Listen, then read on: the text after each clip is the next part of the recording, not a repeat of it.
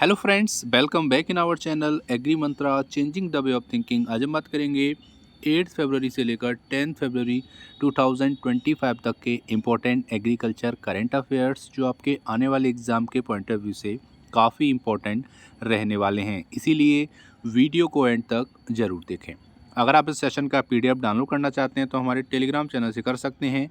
Link आपको description box में दे दी गई है, वहाँ जाकर इजीली आप इस सेशन का पीडीएफ डाउनलोड कर सकते हैं। तो स्टार्ट करते हैं आज का मोस्ट इम्पॉर्टेंट सेशन।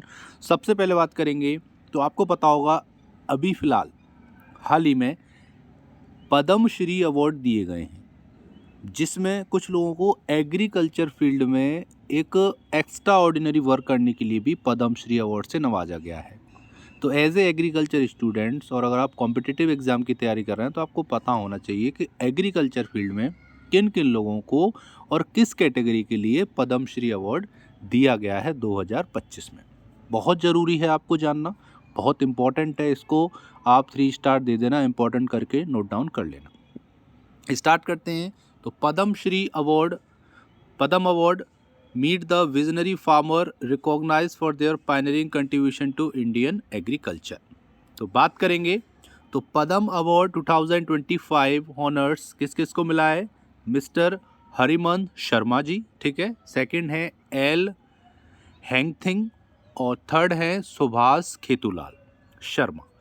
इनको पद्म श्री अवार्ड से नवाजा गया है for their pioneering work in agriculture. Agriculture field में पायनियरिंग वर्क करने के लिए इनोवेशंस को इन्होंने आगे लेकर आए, सस्टेनेबिलिटी पे काम किया और फार्मिंग प्रैक्टिसेस को ट्रांसफॉर्म किया, उसमें मॉडिफिकेशन लेकर आए। तो इसलिए इनको पद्मश्री अवार्ड से नवाजा गया है।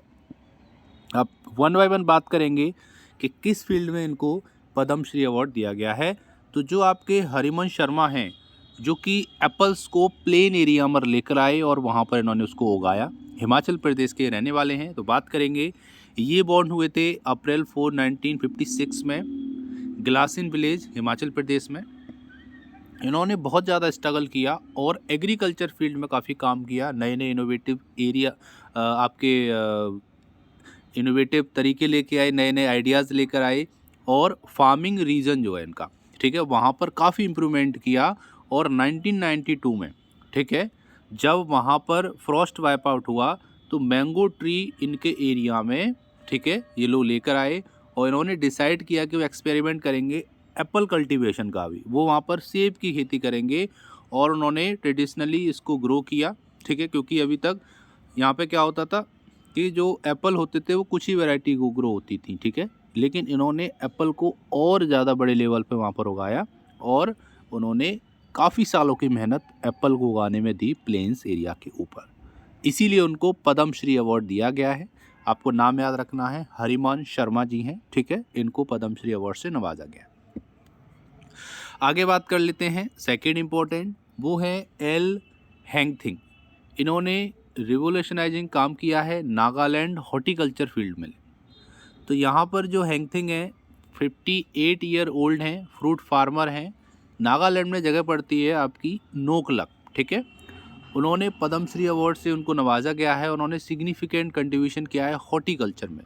उन्होंने 30 साल से ज़्यादा का एक्सपीरियंस उनका, और ये एक बहुत इंपॉर्टेंट प्ले रोल करता है। और उन्होंने क्या किया है कि जो नॉन नेटिव फ्रूट हैं, जो वहाँ लोकल एरिया के हैं नहीं नागालैंड के, उनको उगाया है, जिसमें लीची और ऑरेंज बड़े रूप में शामिल है। और इन्होंने हॉर्टिकल्चर फील्ड में पायनियरिंग एफर्ट दिया है और न केवल अपना ही बेनिफिट किया है, वहाँ के 200 फार्मर को बेनिफिट दिलाया है मोर देन, और 40 विलेजेस से ज़्यादा के फार्मर को वहाँ पे बेनिफिट दिलाया है और एग्रीकल्चर प्रैक्टिसेस को इम्प्रूव किया है। और वहाँ के जो किसान हैं उनकी इनकम भी कहीं ना कहीं बढ़ी है। इसीलिए 30 साल से ज़्यादा का इनकी मेहनत है, इनका एक्सपीरियंस है, इनको भी पद्मश्री अवार्ड से नवाजा गया है एग्रीकल्चर फील्ड में। ये हॉर्टिकल्चर के लिए स्पेशली इनको दिया गया है, ठीक है। उम्मीद करते हैं यहाँ तक आपको समझ में आया होगा। एक और है लास्ट, वो है सुभाष खेतूलाल शर्मा, जो कि एक चैम्पियन के तौर पे निकल के आए सस्टेनेबल फार्मिंग में।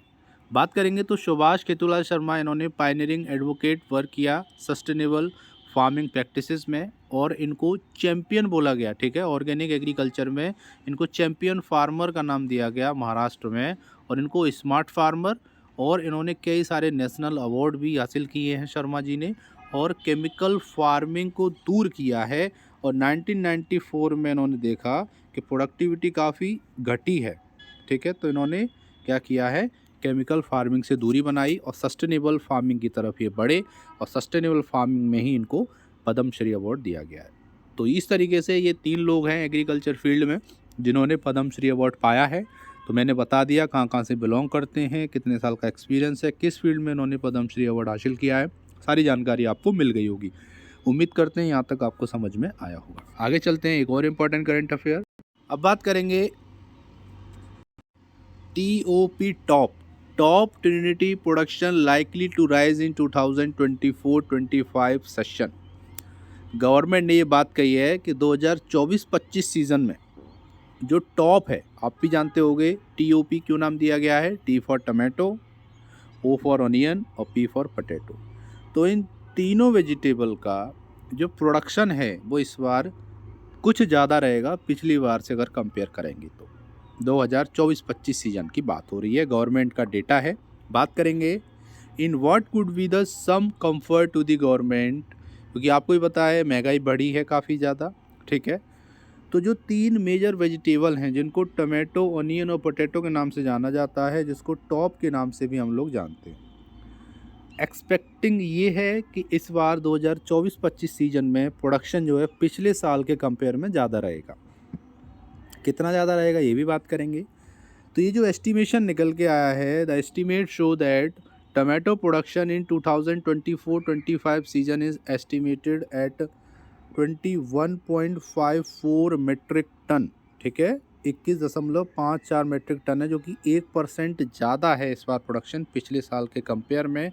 पिछली बार जो प्रोडक्शन था उससे 1% इस बार ज़्यादा है। और प्याज की बात करेंगे तो अनियन का प्रोडक्शन जो है वो आपका 28.87 मेट्रिक टन है 2024-25 में, जो कि 19% ज़्यादा है 2023-24 के प्रोडक्शन से।